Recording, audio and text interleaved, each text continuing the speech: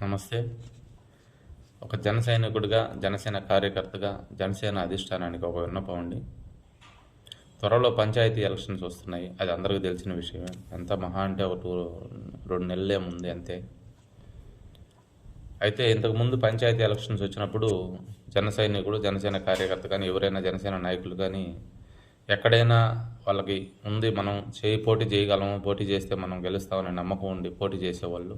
అప్పుడు ఆ స్వేచ్ఛ ఉన్నది. ఇప్పుడు పొత్తులో భాగంగా ఆ స్వేచ్ఛ లేదు మనకి. ఎందుకంటే మన ఇష్ట ప్రకారం మనం పోటీ చేస్తే పొత్తు ధర్మాన్ని పాటించలేదనే అపవాదం మోయాల్సి వస్తుంది.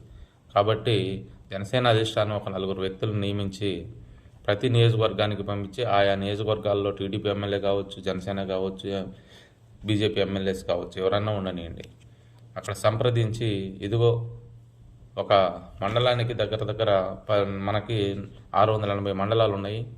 680 మండలాలకు కానీ పంచాయతీలు వచ్చేసి ఇంచుమించు 3,500 నుంచి 4,000 మధ్యలో ఉన్నాయి.